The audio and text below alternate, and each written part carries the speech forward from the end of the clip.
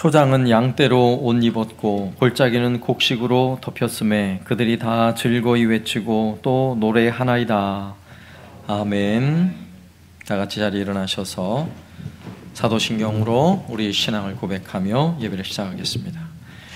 전능하사 천지를 만드신 하나님 아버지를 내가 믿사오며 그 외아들 우리 주 예수 그리스도를 믿사오니 이는 성령으로 잉태하사 동정녀 마리아에게 나시고 본디오 빌라도에게 고난을 받으사 십자가에 못 박혀 죽으시고 장사한 지 사흘 만에 죽은 자 가운데서 다시 살아나시며 하늘에 오르사 전능하신 하나님 우편에 앉아 계시다가 저리로서 산자와 죽은 자를 심판하러 오시리라. 성령을 믿사오며 거룩한 공예와 성도가 서로 교통하는 것과 죄를 사하여 주시는 것과 몸이 다시 사는 것과 영원히 사는 것을 믿사옵나이다. 아멘. 찬송가 359장입니다.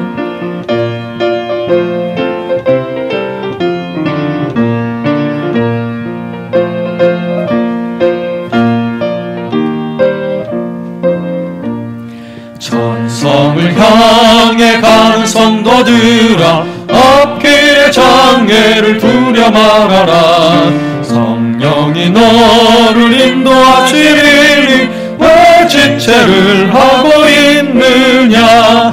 앞으로 전성을 향해 나가세. 전성문만 바라고 나가세. 모든 천사 너희를 영접하러 눈앞에 기다려 서 있네. 너 가는 길을 누가 비웃거든 확실한 증거를 보여주어라. 성령의 친히 감하여 주사 그들도 참 길을 찾으리.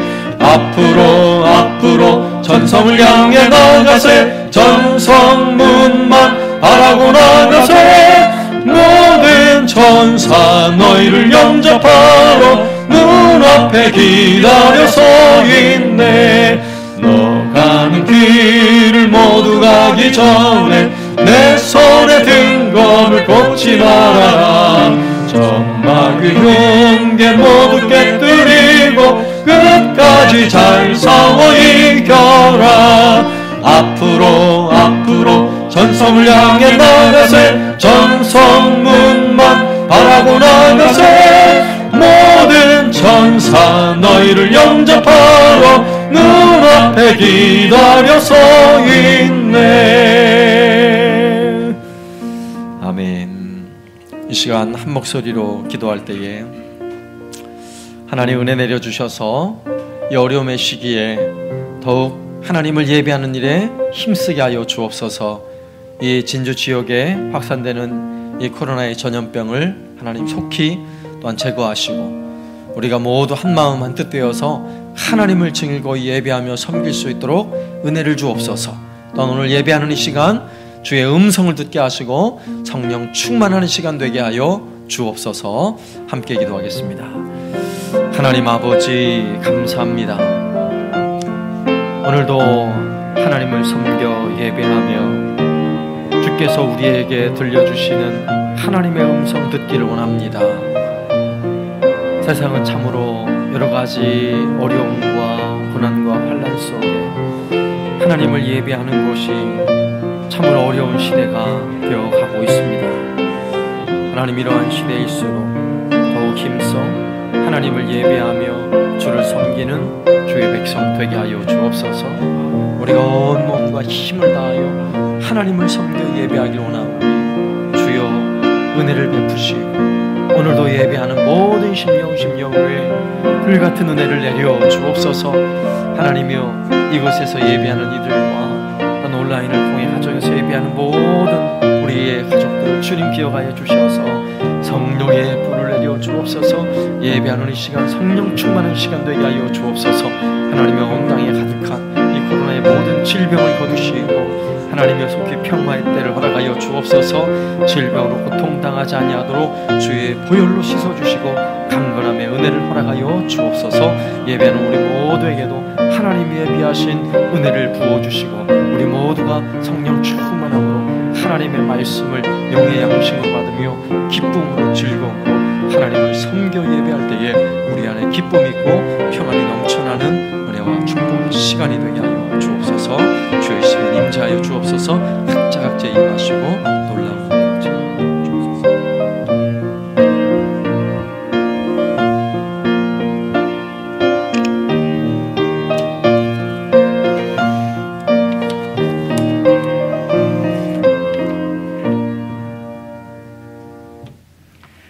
우리의 찬양을 받으시기에 합당하신 하나님, 세상에 살면서 상처받은 저희의 영혼들을 거룩한 주님 앞으로 불러주심을 감사드립니다.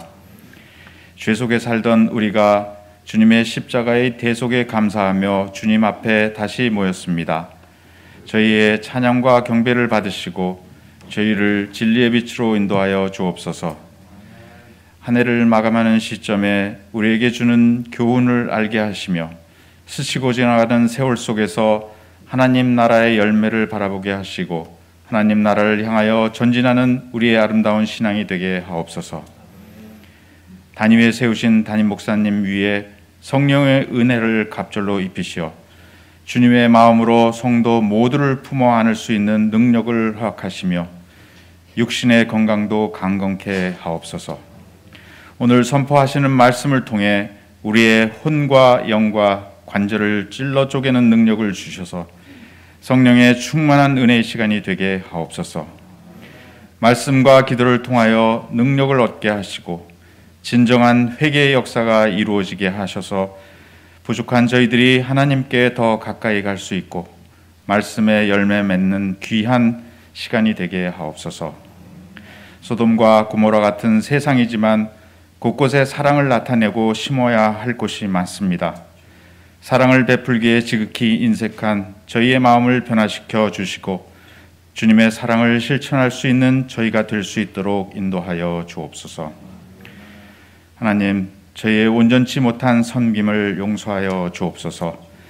세상에 무엇보다도 누구보다도 나를 더 사랑하느냐 물으시는 주님 앞에 담대히 주여 내가 주님을 사랑하나이다 고백할 수 있는 믿음과 은혜를 더하여 주옵소서.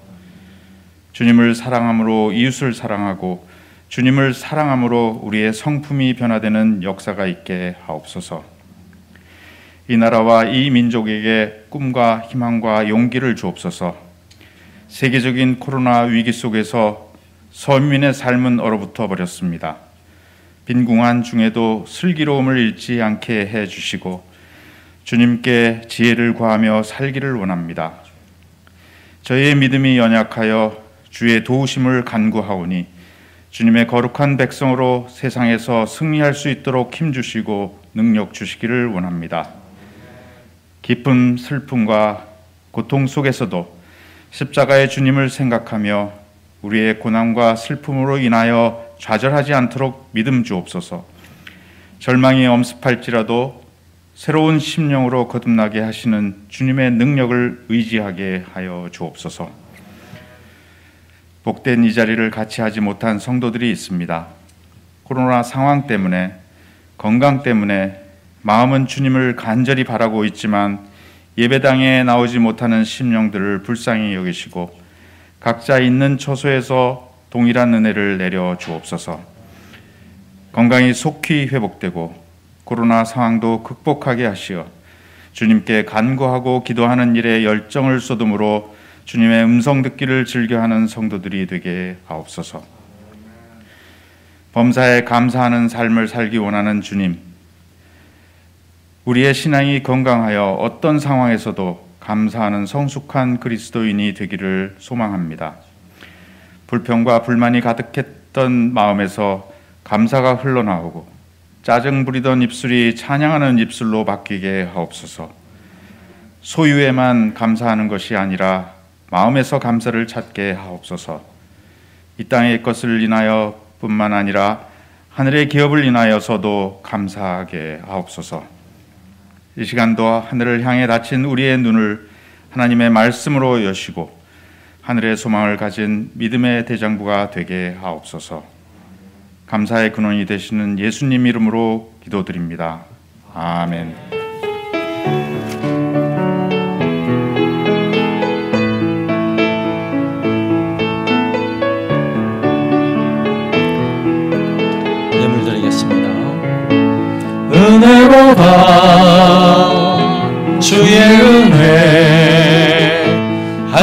없네. 주의 은혜로라.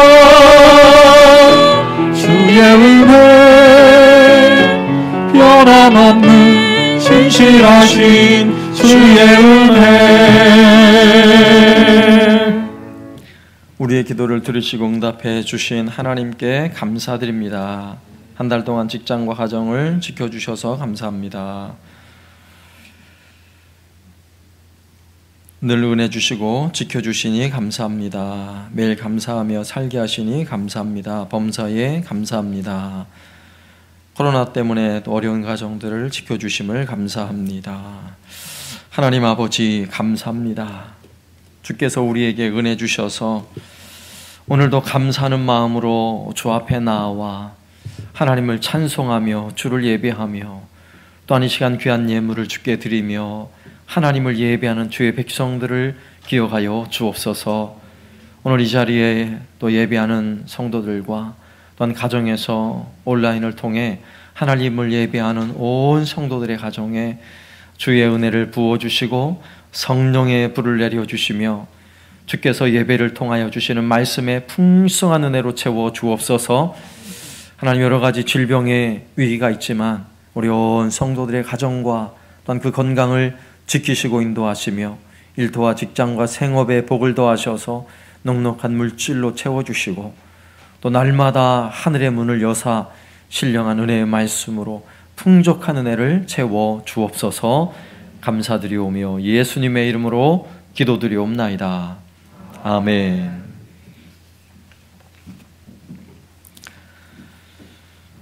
광고 드리겠습니다. 계속해서 회복을 위해 여러분 기도하시고 특별히 지난 한 주간 또 진주에서 또 많은 확진자가 발생해서 염려하는 분들이 많이 계시는데 또 이 질병의 여러 가지 어려움에서 우리를 늘 지키시고 건지시고 또 우리 온 성도들이 마음에 두려움 없이 또 하나님을 온전히 예배하는 그런 예배자로 설 수 있도록 여러분 기도하시길 바라겠고요. 또 이번 주 화요일에 랜선 기도회 또 진행이 됩니다. 이번 랜선 기도회는 50대, 60대 믿음부입니다. 믿음부에서 꼭 참여하시고 미리 줌 어플을 스마트폰에 깔아 놓으시고 10분 전에 들어오셔서 기도에 참여해 주시면 감사하겠습니다. 교회 봉사 지원서 오늘까지 또 제출해 주시고요. 또 교회 예배당 올 한 해도 구석구석 담당하여서 열심히 또 청소하시는 분들이 계시는데 또 내년 한 해 동안 여러분이 또 섬기시길 원하는 장소에 또 체크를 해주시고 또 그렇게 수고를 해주시면 감사하겠습니다.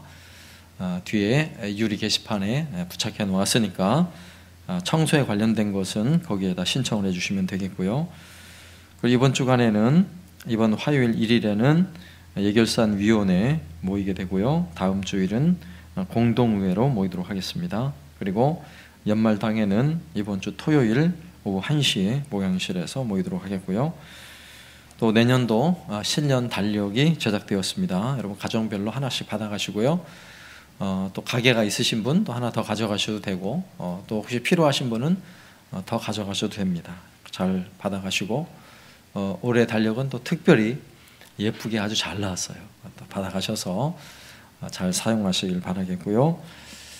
그리고 교회 오실 때마다 교회 방문 그 수기 명부가 있는데 명부를 잘 기록해 주시고 본 예배 오늘 11시 예배 때는 다들 잘 기록을 하시는데 수요일이나 그리고 새벽에 오시는 분들도 좀 기재를 잘 해주셔야 돼요. 그래서 특히 지난 주간부터 거리두기 2단계가 실시되고 있는 상황이기 때문에 새벽에 오시는 분들 그리고 주중에라도 혹시 방문하시는 분들은 이렇게 좀 체크를 해주시면 많이 도움이 되겠습니다.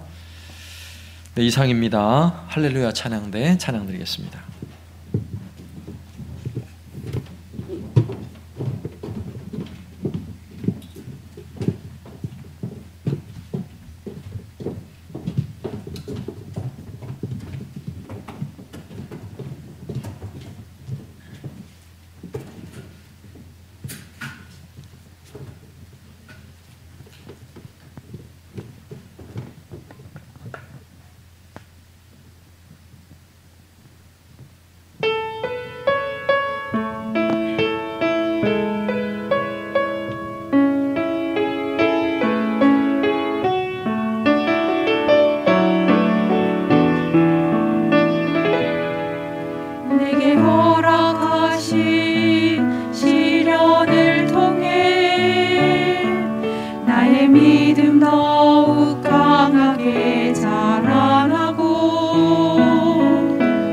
산과 골짜기 지나는 동안 주께 더 가까이 나를 이끄시네.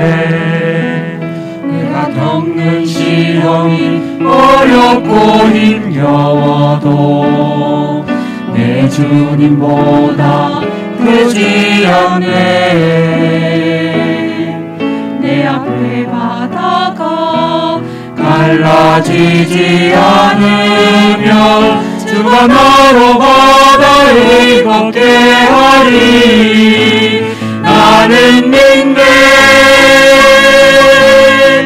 주의 능력으로 내 삶 새롭게 되리. 나는 믿네.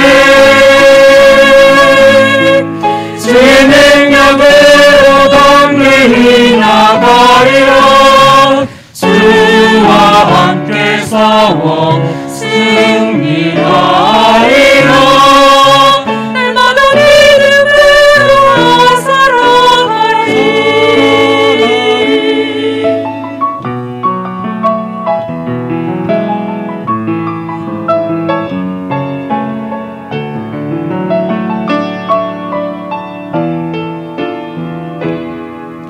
내가 겪는 시험이 어렵고 힘겨워도 내 주님보다 크지 않네. 내 앞에 바다가 갈라지지 않으면 주가 나로 바다를 걷게 하리. 나는 믿네. 주의 능력으로 내 삶 새롭게 되리. 나는 믿네.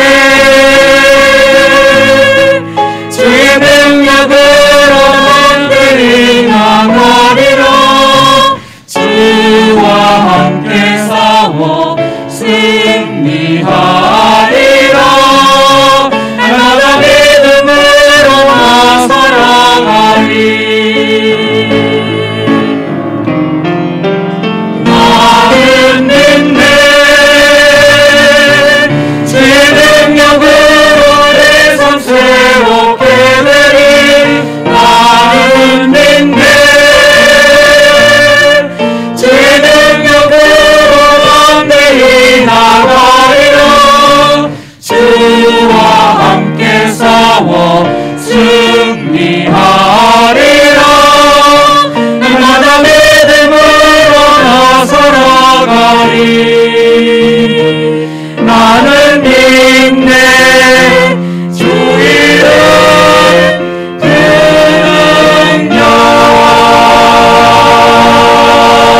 능력. 아멘. 하나님 말씀은 고린도전서 3장 고린도전서 3장 10절에서 15절까지 말씀 보겠습니다. 신약성경 266쪽입니다. 고린도전서 3장 10절에서 15절까지 말씀을 제가 봉독하겠습니다. 내게 주신 하나님의 은혜를 따라 내가 지혜로운 건축자와 같이 터를 닦아둠에 다른 이가 그 위에 세우나 그러나 각각 어떻게 그 위에 세울까를 조심할지니라. 이 닦아둔 것 외에 능히 다른 터를 닦아둘 자가 없으니 이 터는 곧 예수 그리스도라. 만일 누구든지 금이나 은이나 보석이나 나무나 풀이나 지푸로 이 터 위에 세우면 각 사람의 공적이 나타날 터인데 그날이 공적을 밝히리니 이는 불로 나타내고 그 불이 각 사람의 공적이 어떠한 것을 시험할 것임이라. 만일 누구든지 그 위에 세운 공적이 그대로 있으면 상을 받고 누구든지 그 공적이 불타면 해를 받으리니 그러나 자신은 구원을 받되 불 가운데서 받은 것 같으리라. 아멘. 여러분, 바쁘게 살다 보면 내가 지금까지 살아온 게 맞나 싶을 때가 있어요. 혹시 내가 잘못 살지 않았나 자신의 지난 시간들을 돌아보며 후회할 때가 있을 때도 있지요. 마치 마음이 바빠서 셔츠에 단추를 막 꿰는데 마지막 하나가 남아요. 그럼 어떻게 하죠? 다시 풀러가지고 다시 꿰야 되는데 내가 지금 그 했던 수고가 다 헛것이 되어버리는 거죠. 우리 인생도 분명 그럴 때가 있습니다. 한참을 정신없이 달려왔는데 지금까지 내가 달려온 길이 다 헛것이었다면 참으로 후회스러운 일이겠죠. 그리고 우리의 신앙도 마찬가지입니다. 신앙적인 면에서도 우리의 삶을 자꾸 돌아봐야 되는 이유가 바로 여기에 있어요. 우리가 이 땅에 우리에게 주어진 시간 동안에도 우리의 삶을 언젠가 자꾸 돌아봐야 할 시간이 필요하지만 여러분 궁극적으로 주님이 오시는 그날, 여러분 마지막 그날에는 반드시 우리의 삶을 돌아볼 때가 있어요. 그때는 주님 앞에서 돌아볼 때예요. 주님 앞에서 우리의 삶을 하나씩 되짚어 보다 보면 와, 내가 왜 그때 그랬을까? 그때는 늦는 거예요. 늦어요. 그때는 후회하면.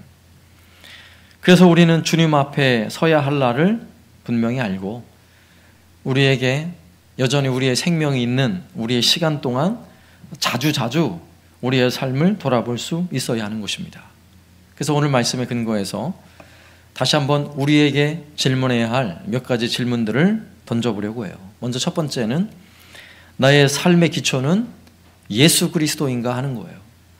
내 인생의 기초가 예수 그리스도인가? 오늘 10절 말씀에 내게 주신 하나님의 은혜를 따라 내가 지혜로운 건축자와 같이 터를 닦아둠에 다른 이가 그 위에 세우나 그러나 각각 어떻게 그 위에 세울까를 조심할지니라. 여러분, 지혜로운 건축가에 관한 이야기, 그리고 미련한 건축가도 있어요. 예수님께서 마태복음 7장에 보면 비유의 말씀으로 가르쳤던 내용이죠. 여러분, 지혜로운 건축가는 그 기초를 어디에 둡니까? 반석 위에 기초를 두고 집을 세우죠. 그러면 집을 짓는데 더딜고 힘들 수 있어요. 그런데 비가 오고 바람이 불어도 걱정이 없어요. 그런데 어리석은 건축가는 어디에다 집을 짓습니까? 모래 위에 집을 지어요. 근데 모래에 기초가 없는 거죠. 모래 위에 짓는 집은 전혀 어렵지 않아요. 그리고 속도도 빨라요. 그리고 아름답고 멋지게 지을 수 있어요. 근데 문제는 뭐가 되죠? 비 오고 바람 불면 그냥 훅 다 날아가 버려요. 여러분, 인생도 이와 같고 우리의 신앙도 이와 같아요. 마치 기초를 세우고 집을 짓는 것과 같은 것이 우리의 인생이고 우리의 신앙이라는 것입니다. 그러면 우리 인생의 집을 지어갈 때 우리의 인생의 기초는 무엇입니까? 예수 그리스도라고 말씀해요. 예수 그리스도. 오늘 11절 말씀에 이 닦아둔 것 외에 능히 다른 터를 닦아둘 자가 없으니 이 터는 곧 예수 그리스도라. 이 터가, 그 기초가 예수 그리스도라고 말씀하고 있는 것입니다. 우리의 삶의 기초가 예수 그리스도라면 아무리 강력한 태풍이 불어와도 흔들리지 않아요. 우리의 기초가 어딘가를 한번 점검해 보세요. 만약에 내 기초가 우리 예수님, 반석이신 우리 예수님, 그분이 아니고 나 스스로라면, 내 인생의 성공이라면, 여러분, 코로나 바람이 확 불어오면요, 다 쓰러지는 거예요. 막 날아가는 거예요. 여러분, 기초를 점검해 봐야 돼요. 여러분, 삶의 기초가 잘못되었다면 여러분 어떻게 되겠습니까? 내가 열심히 막 인생을 살아왔어요. 남들 놀 때 놀지도 않고 열심히 일하면서 대단한 기업을 세웠고 남 부러울 것 없는 성공을 거두었어요. 그런데 기초가 없는 사람은 예수가 없는 사람이에요. 그럼 그 결론이 어떻습니까? 결론은 지옥불이에요. 얼마나 불쌍합니까? 여러분, 예수님을 믿고 사는 것이 인생의 기초가 가장 튼튼한 사람이에요. 예수님 없이 사는 사람은 기초가 하나도 없는 모래 위에 집을 짓는 사람과 같아서 이보다 더 불쌍한 사람이 없습니다. 여러분, 나라의 대통령, 최고의 권력이죠. 여러분, 대통령 한번 하면 성공한 거 아니에요? 그런데 여러분, 대통령 됐다고 부러울 거 하나도 없어요. 대통령이다 할지라도 그 삶의 기초가 예수 그리스도가 아니면 그보다 더 불쌍한 사람이 없어요. 예수가 없다면 불쌍한 거예요. 왜냐? 그 결론은 지옥불이에요. 위대한 사업을 이루고 세계적인 기업을 이루었다 할지라도 예수가 없으면 마찬가지예요. 결론은 지옥불이에요. 뭐 굳이 이렇게 큰 꿈은 이루지 않았더라도 그냥 소박한 꿈으로 단란하고 행복한 가정을 나는 이루는 게 꿈입니다. 그래서 정말 단란하고 행복한 가정을 꾸렸는데 진짜 그 가정에 예수가 없다면 그보다 불행한 일이 없다니까요. 결론은 지옥불인데요. 여러분, 예수 없이 사는 인생은 기초가 없는 인생이에요. 결론은 불행이에요. 가장 비참함이에요.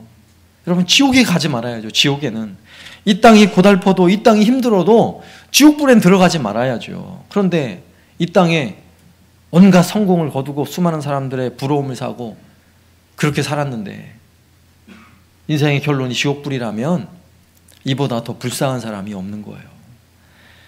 사도행전 4장 12절에 다른 이로서는 구원을 받을 수 없나니 천하 사람 중에 구원받을 만한 다른 이름을 우리에게 주신 일이 없습니다. 여러분 믿습니까? 천하 사람 중에 구원받을 다른 이름이 예수 그리스도 그분의 이름 말고는요 어디에도 구원이 없습니다. 그래서 예수 그리스도 그분이 기초가 되지 않은 삶은 가장 불쌍한 사람이에요. 여러분, 남들 돈 많다고 부러워하지 마세요. 유명해졌다고 부러워하지도 말고요, 나보다 더 많은 것을 누린다고 부러워할 거 하나도 없어요. 예수께서 나를 구원하셨고 내가 생명을 얻었다는 것, 내 인생의 기초가 예수님 위에 세워졌다는 것, 여러분 이거 하나만으로도 우리 이미 만족해야 될 사람들임을 믿습니다. 이런 의미에서 우리의 인생의 기초가 예수 그리스도이심을 믿습니다. 그 다음에 두 번째 점검할 사항은요, 혹시 부끄러운 구원이 아닐까 하는 사항을 점검해 봐야 돼요. 혹시 나는 부끄러운 구원이 아닐까? 적어도 오늘 예배드리는 저와 여러분은 기초에 관해서는 확실해요. 예수님을 나의 구세주로 믿는 사람들이에요. 예수께서 나의 구세주로 나를 위해 십자가에 죽으셨고 부활하셨고 다시 오셔서 심판하신다는 우리 주님, 우리 예수님을 믿는 사람인 것입니다.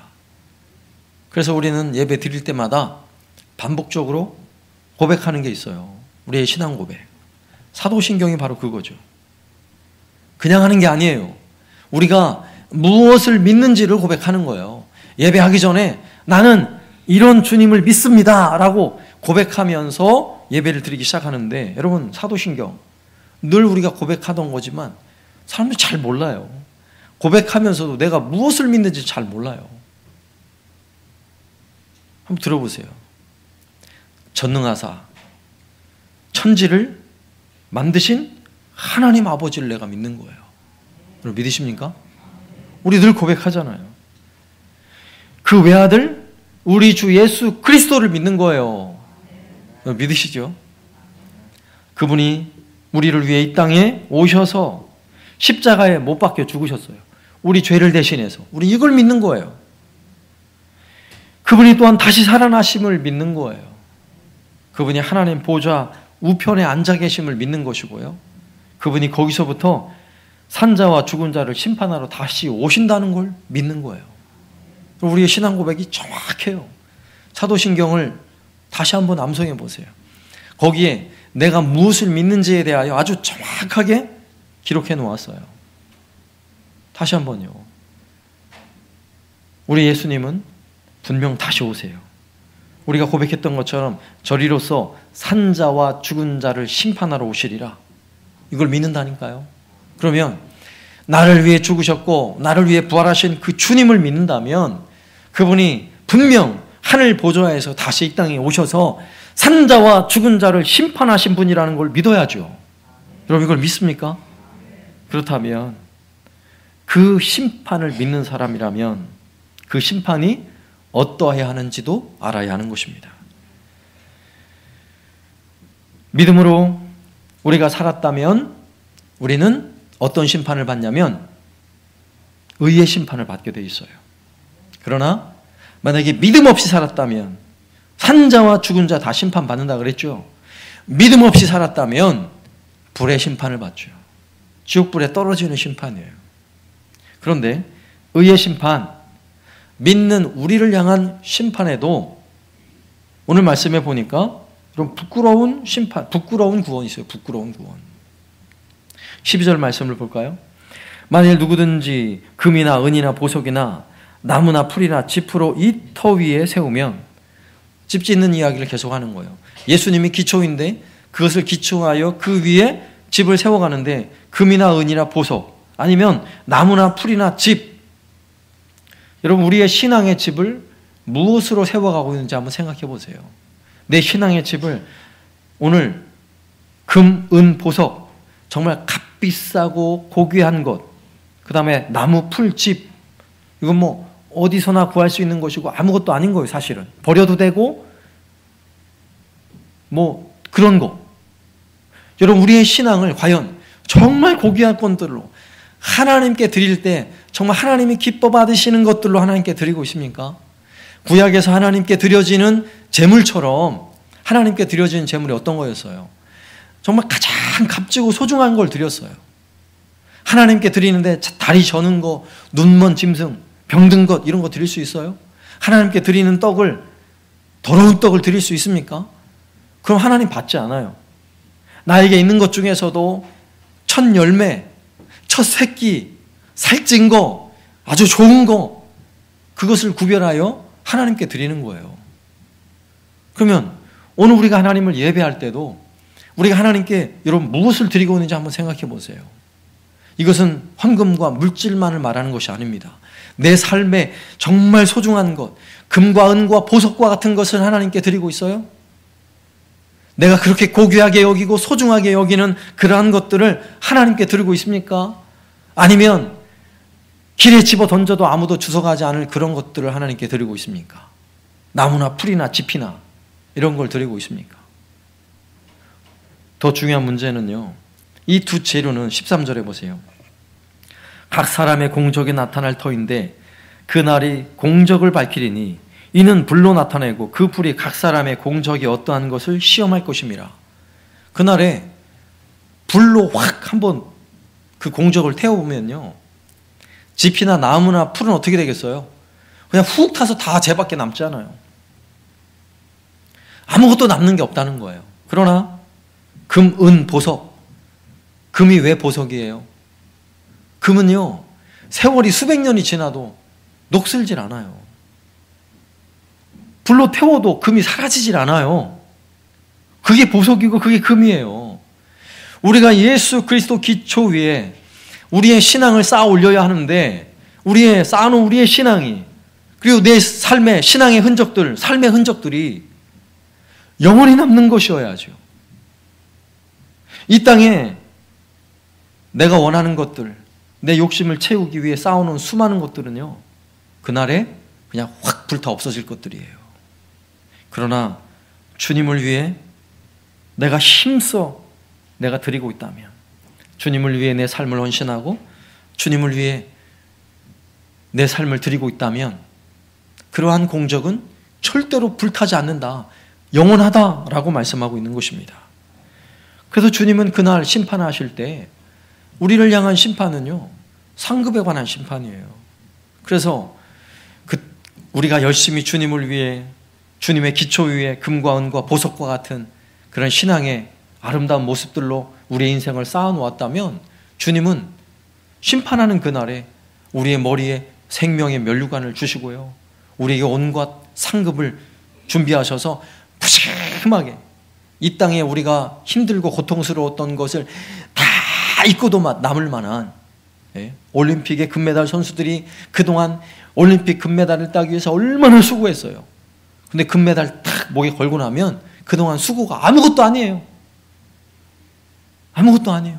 그토록 힘겹게 눈물겹게 근육이 터지도록 운동을 했지만 목에 금메달 딱 걸고 나면 이 땅에 있는 동안에도요, 막 행복해서 막 눈물을 펑펑 흘리면 너무너무 기뻐하는 거예요. 여러분, 그것과 비교할 수 없는 놀라운 은혜와 상급을 우리 주님이 준비하고 계세요. 여러분 믿으십니까?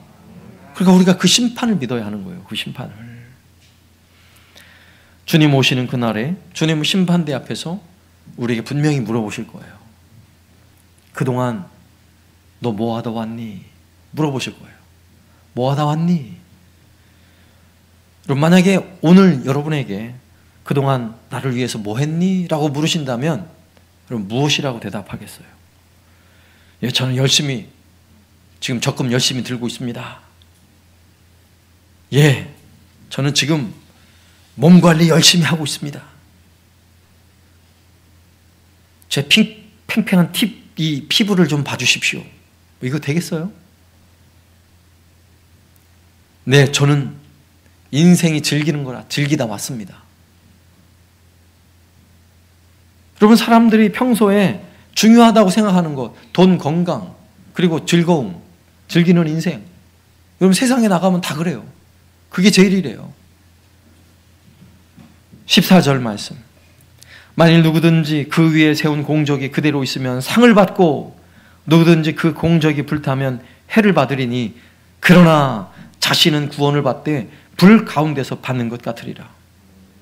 여러분 그날에 믿는 자를 향한 주님의 심판은요, 여러분 지옥불에 들어가는 심판은 아니에요. 그런데 그 심판이 여러분 부끄럽게 구원받는 심판일 수 있다는 거예요. 구원을 받기는 받지만 부끄러운 구원을 받을 수 있다는 거예요. 우리가 이 땅에서 신앙생활을 한다고 하긴 했지만 주님 앞에 가서 너 뭐 하다 왔니? 그러면 할 말이 하나도 없는 거예요. 그러니까 부끄러워가지고요 고개 숙이고 천국 들어갈 수 있다는 거예요. 그리고 그날을 한번 생각해 보세요. 그날을. 우리에게 반드시 그날이 옵니다. 그리고 우리가 정말 주님을 나의 구세주로 믿는 사람이라면 마지막 그날 주님의 그 심판의 때가 있음을 반드시 믿는 사람인 거예요. 그러면 주님께서 그동안 뭐 하다 왔니? 라고 주님께서 우리에게 물으실 때 여러분 사도 바울이 고백한 것처럼 사도 바울 사도행전 20장 24절 내가 달려갈 길과 주 예수께 받은 사명 곧 하나님의 은혜의 복음을 증언하는 일을 마치려 하면 나의 생명조차 조금도 귀한 것으로 여기지 아니하였노라. 이게 사도 바울이 본인의 고백이에요. 얼마나 멋져요. 정말 주님 앞에 가서 그렇게 말할 수 있다면 우리는 주님이 가장 기뻐하시는 일, 오늘날 내가 여전히 내 생명이 살아있고 내가 여전히 이 땅에 살고 있는 그 이유가 무엇인가를 잘 생각해 보면요, 이걸 한 번 더 생각해야 돼요. 정말 내가 주님을 기뻐하시게 할 일이 무엇인가, 내가 어떻게 해야 주님이 기뻐하실까를 고민할 수 있어야 하는 것입니다. 만약에 이 고민을 하지 않고 산다면 그냥 나만 위해 사는 거예요. 내 기쁨만을 위해서, 나의 안전만을 위해 사는 거예요. 여러분 그렇게 살면요 마지막 주님의 심판대 앞에서 부끄러운 구원을 받게 돼 있어요. 여러분 우리가 잘 아는 이영표 선수 있죠? 이영표 선수. 여러분 2002 월드컵 때 국가대표 선수였고 이 2002년도 우리 월드컵 때 대한민국에서 했던 이 월드컵에 우리나라가 몇 등 했죠? 4등 했어요. 4등. 4강까지 올라갔어요. 기적이죠. 기적. 근데 이제 1년 반 동안 열심히 운동을 하면서 아주 신앙이 좋은 선수인데 이렇게 기도를 한 거예요. 하나님, 이번 월드컵을 통해서 내가 하나님께 영광 돌리기 원합니다. 내 하나님 영광 돌리는 월드컵이 되게 해달라고 그렇게 기도하면서 준비를 했어요. 그런데 열심히 운동하다가 첫 번째 경기가 있는 이틀 전에 부상을 당한 거예요. 그리고 진단을 받았어요. 6주 진단을 받았고 6개월 뒤에나 운동을 할 수 있다고 진단을 받은 거예요. 절망 아닙니까? 월드컵 다 끝나고 발이 나와요.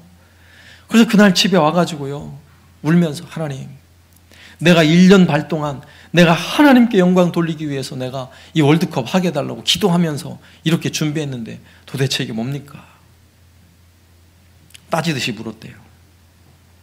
그러자 그 밤에 하나님의 음성이 들려오더라는 거예요. 지금 너에게 가장 중요한 게 무엇이냐? 그래서 서슴치 않고 대답을 했대요. 예, 저는 축구예요. 저는 월드컵이에요. 근데 주님의 음성이 또 들려오더래요. 네가 가장 중요하다고 생각하는 그것을 나를 위해 포기할 수 있느냐? 그는 한참 생각하다가 눈물 흘리며 네, 포기할 수 있습니다. 예, 맞습니다.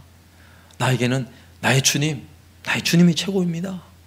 그러면서 그 밤에 고백을 했더니요, 마음이 평안히 찾아오더라는 거예요. 아, 그래, 내 인생은 축구가 전부가 아니었어. 그래, 내가 주님 영광을 위해 산다 그랬으니까 그래, 맞아 하고 편히 잠이 들었대요. 그리고 아침에 일어났는데 자신의 다리가 훨씬 가볍더라는 거예요. 아프질 않더라는 거예요. 그래가지고요, 얼른 달려가서 다시 진단을 받아보니까 어제 진단이 오진인가 보라고. 이게 조금만 하면 이게 금방 운동을 할 수 있겠다라는 거예요. 그래가지고 첫 번째, 두 번째 시합은 출전을 못하고 세 번째 시합에 출전했어요. 그 시합에 이기면 16강을 진출하는 거예요. 상대는 우승 후보인 포르투갈이에요. 포르투갈. 축구를 좀 아는 분은 알아요. 루이스 피구라는 대단한 선수가 있는 포르투갈과 경기를 하는데, 그런데 이 이영표 선수에게 한 가지 아쉬운 점은, 나는 하나님께 영광을 돌리기 위해서 내가 골을 넣어야 하나님 영광 받으실 텐데, 수비수거든요. 백이에요, 백. 내가 이거 어떡하나 이랬는데, 수비수로 출전한 이영표 선수가요, 후반에 팽팽하게 맞서는 가운데 후반에 수비수가 왼쪽으로 탁 볼을 치고 올라가가지고요, 센터링 볼을 올렸어요. 그 발을 박지성 선수가 가슴으로 탁 받아가지고 선수 한 명 딱 제낀 다음에 꼬링을 넣은 거예요. 그리고 나서 딱 이 장면이 나온 거잖아요. 네? 보세요. 탁 이 모든 세계, 모든 이 카메라가 온 세계가 바라보는 가운데 운동장 한가운데서 탁 무릎을 꿇고, 하나님 감사합니다. 내가 골을 넣어야 하나님께 영광 돌릴 줄 알았더니 내가 골 넣지 않고도 영광 돌릴 수 있군요. 막 이러면서 기도를 했다는 거예요. 멋지지 않습니까? 여러분, 주님 영광을 위해서 내가 어떻게 하는 것이 정말 주님의 기쁨이 될 수 있을까? 내가 어떻게 사는 것이 하나님 영광을 위한 일인가?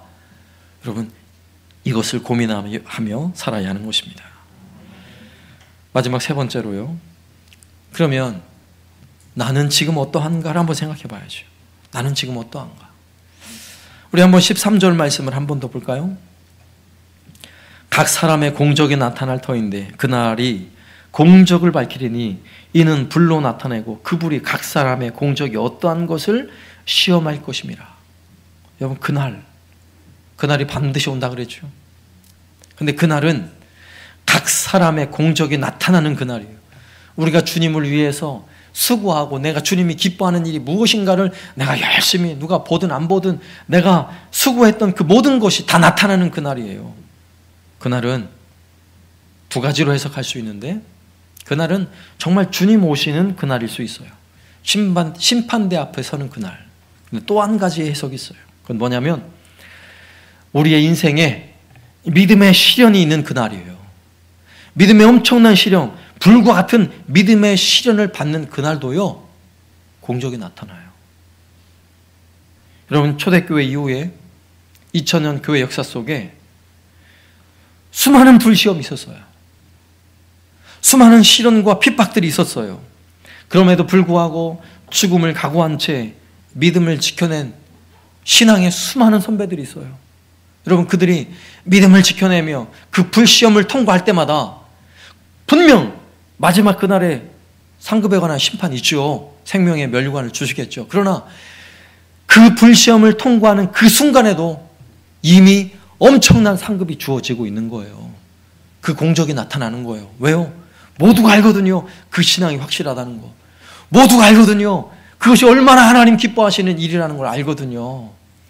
여러분, 스데반 집사님이 돌에 맞아 지금 순교하는 현장을 한번 생각해 보세요.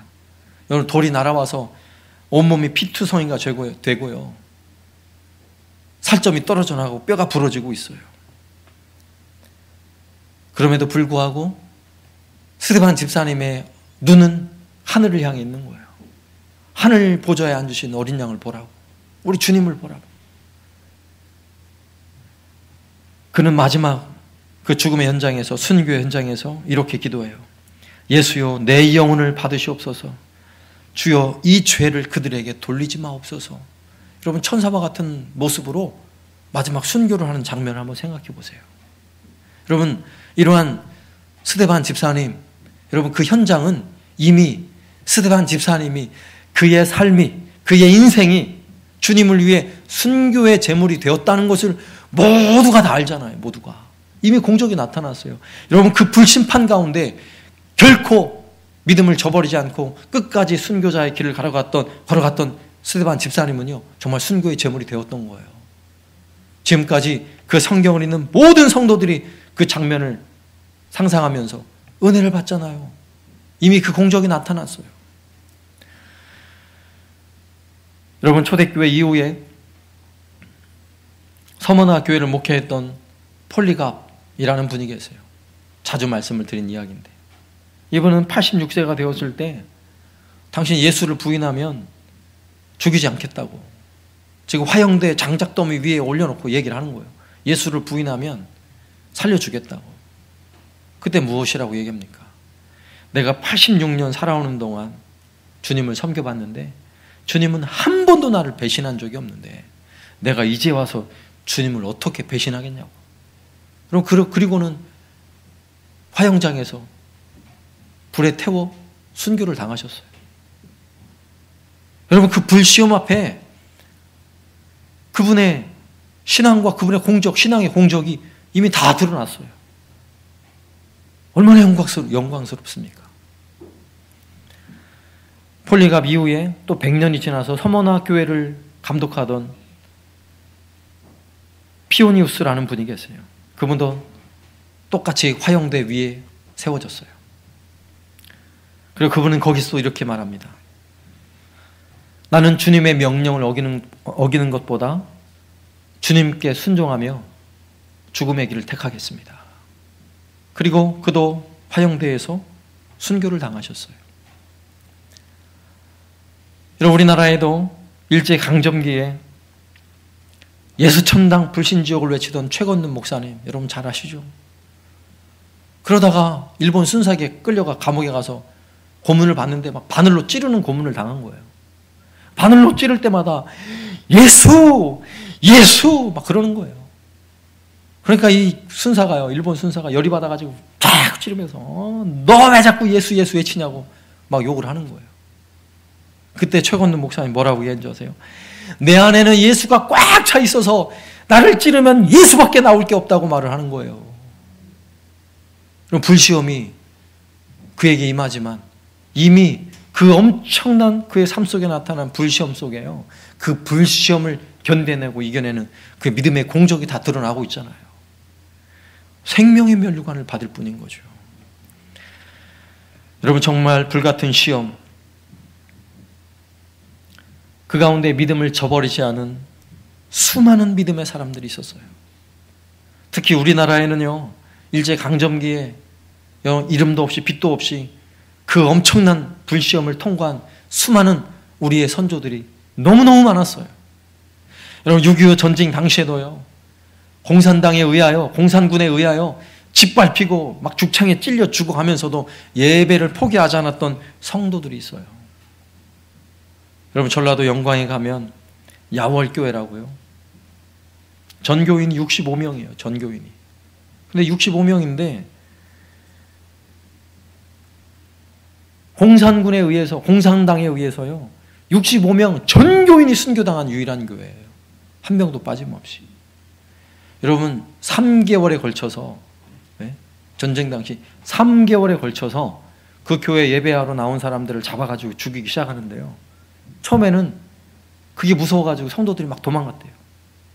근데 막 계속 잡아 죽이거든요. 막 그것도 그냥 안 죽여요. 아주 비참하게 죽여, 비참하게. 그렇게 죽이는데요, 나중에 그 소식을 듣고 성도들이 다시 교회로 돌아왔대요. 나도 죽겠다고. 나도 여기서 예배하다 죽겠다고.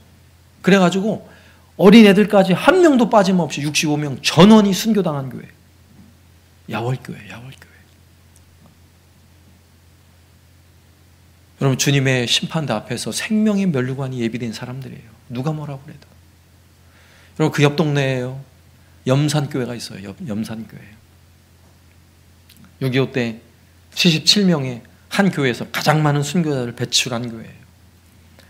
여러분, 그 교회에서 77명이 순교를 당하는데 죽을 줄 알면서도 성도들이 교회를 떠나지 않더라는 거예요. 공산당이 와가지고 교회 문을 걸어 잠그고 예배 드리면 너 죽는다. 그러니까요, 예배당 안 가고 교회 사택에 가서, 목사님이 사택에 가서 예배를 드리는 거예요. 그러다가 잡아 죽이고요. 그렇게 죽이니까 가정에서 예배를 드리는 거예요. 그러니까 쫓아가가지고 줄줄이 굴비 깨듯이 줄로 묶어가지고 수문에다가 바다에 돌매가지고 다 던져서 다 죽이는 거예요. 다 77명이 순교를 당했어요. 여러분, 그 간증을 들어보면요, 죽어가면서도 물에 빠졌는데도 내 주를 가까이 하게 하면 물속에서 찬송 소리가 들려오더라는 거예요. 물속에서. 여러분, 불시험을 당해도 끝까지 믿음을 지켜내고 예배를 포기하지 않았던 성도들, 그분들이 한국교회를 살린 거예요. 그분들이 이 나라를 이렇게 복된 나라로 만들어 놓은 거예요. 그들의 순교의 피가. 그래서 이 나라는요, 믿음으로 승리한 나라예요. 믿음으로. 정치인이 잘해서 아니에요. 경제인들이 잘해서가 아니에요. 교회가 꿋꿋이 믿음을 지켜냈어요. 그 엄청난 일제강점기의 그 핍박에도, 6.25 엄청난 전쟁의 그 핍박, 그 공산당의 비참한 핍박에도 믿음을 저버리지 않았던 수많은 우리의 믿음의 선조들, 그들이 이 땅에 피를 흘려가며 믿음을 지켜낸 나라가 바로 이 나라예요. 여러분, 코로나가 온통 세상을 덮고 있다고 두려워하지 말 이유가 바로 여기에 있어요. 우리에게 주어진 이 코로나의 시험은요, 앞서 선조들이 겪었던 시험에 비하면 이건 아무것도 아니죠. 아무것도 아니잖아요. 여러분, 오늘 예배 드렸다고 여러분 물에다 돌 매달아가지고 수문에 던질 사람도 없고 진양호에 던질 사람도 없고 불에 태워 죽일 사람도 없어요. 여러분, 예배하는 것, 여러분, 소중한 일입니다. 우리는 죽더라도 예배할 사람들이에요. 믿습니까? 우리가 천국에 가면요, 영원토록 주님을 찬송하고 예배하며 사는 게 천국 생활이에요. 우리는 이걸 결코 포기할 수 없어요. 우리 인생에 아무리 영광스럽고 아무리 복된 것이 세상에 준비되어 있다 할지라도 그건 가짜입니다. 진짜 영광은요, 하나님을 예배할 때 있는 거예요. 주님을 만나고 주의 말씀을 들으며 예배할 때 우리는 하나님을 예배하는 일에 내 생명을 기꺼이 주님을 위해 드려도, 기꺼이 생명을 걸고 예배하며 내 삶을 거기에 헌신해도요, 아무런 손실이 없어요. 오히려 그것이 주님 마지막 그 심판 때에서 영광이 될 줄로 믿습니다. 우리 주님에게요, 생명의 면류관을 받는 길이 될 줄로 믿습니다. 인생은 한 번 죽게 돼 있어요. 죽게 돼 있어요. 여러분, 손양원 목사님 위대한 순교자죠. 손양원 목사님 말씀하셨어요. 우리는 어떻게 잘 사느냐가 중요한 게 아니라 어떻게 잘 죽느냐가 중요하대요. 잘 죽어야죠. 잘 죽어야죠. 또 손양원 목사님 말씀하셨어요. 술 중독자는 술로 살다가 술로 인해 죽게 되는 것이고, 아편 중독자는 아편으로 살다가 아편으로 인해 죽게 되나니, 우리는 예수 중독자 되어 예수로 살다가 예수로 죽자. 할렐루야. 우리는 예수 중독자입니다. 이왕 죽는 거 예수님 제대로 믿다가 예수님을 위해 죽읍시다. 두려워하지 마시고 하나님을 예배하는 거 소중하게 여기시고, 기꺼이 주님이 나에게 네 생명을 원한다. 이영표 선수에게 원했던 거죠. 네가 제일 중요한 게 뭐니? 내 축구입니다. 월드컵입니다. 그거 포기할 수 있니? 나를 위해 포기할 수 있니? 똑같아요. 오늘 이 시간 너희들 중요한 게 뭐니? 건강이니? 사업이니? 성공이니? 나를 위해 포기할 수 있니? 포기할 수 있겠습니까? 아멘이에요. 아멘. 아멘. 기꺼이 내 생명까지도 주님을 위해 바치라면 주님 바치겠습니다. 기꺼이 주님을 위해 나는 순교자의 길을 가라면 가겠습니다. 그 영광의 길을 저는 포기하지 않겠습니다. 고백하며 살아가는 저와 여러분 되시기를 살아계신 예수님의 이름으로 축원합니다. 아멘. 찬송가 330장 찬양하겠습니다.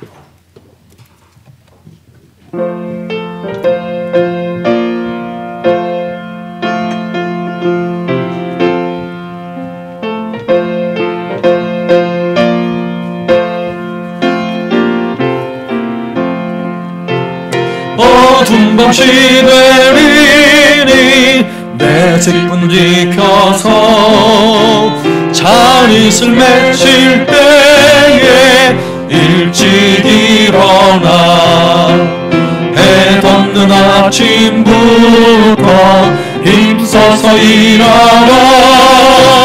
일할 수 없는 밤이 속히 오리라. 어두운 밤 지내리니 내 직분 지켜서 일할 때 일하면서 놀지 말아라. 낮에는 수고하나 쉴 때도 오겠네. 일할 수 없는 밤이 속히 오리라. 어두운 밤 시되리니 내 직분 지켜서 지은의 빛 곁에 힘써 일하고 그 빛이 닿아여서 어둡게 되어도 한수만 있는 대로 힘써 일하라.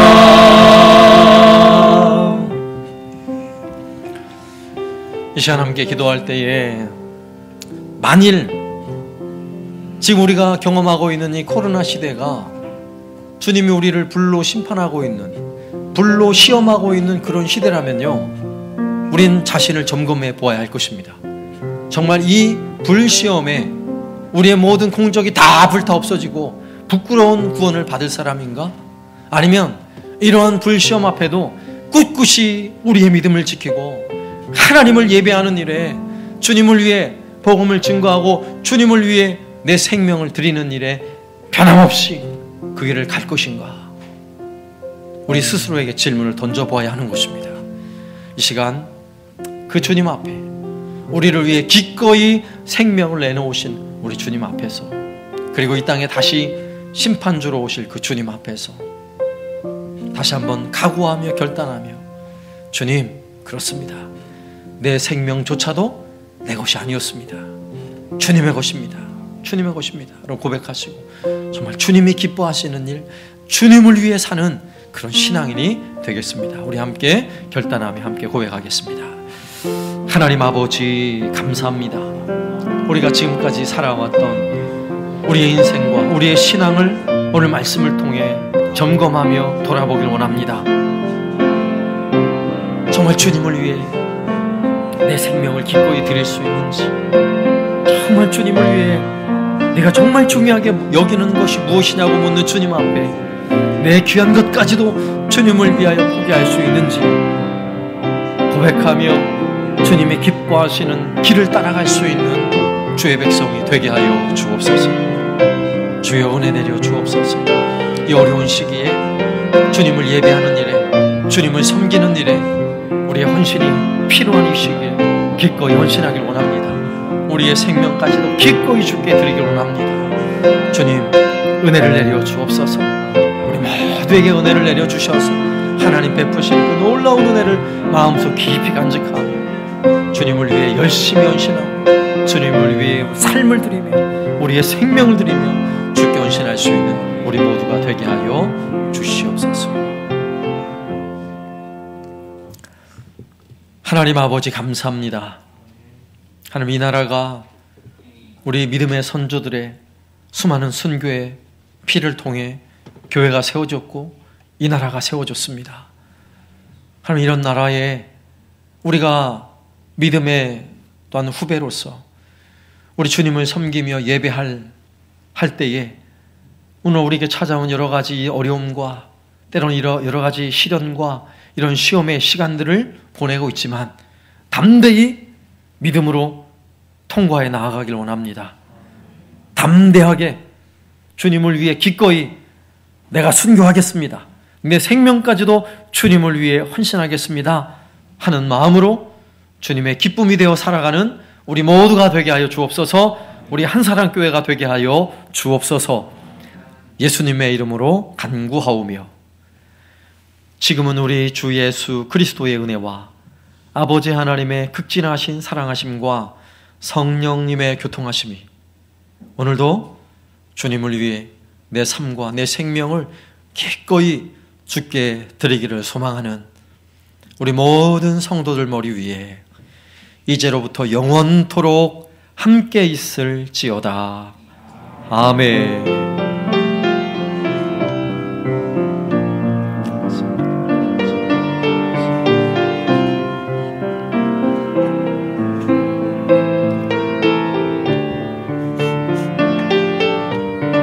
우리 함께 축복하며 찬양합니다. 형제의 모습 속에, 형제의 모습 속에 보이는 하나님 형상 아름다워라.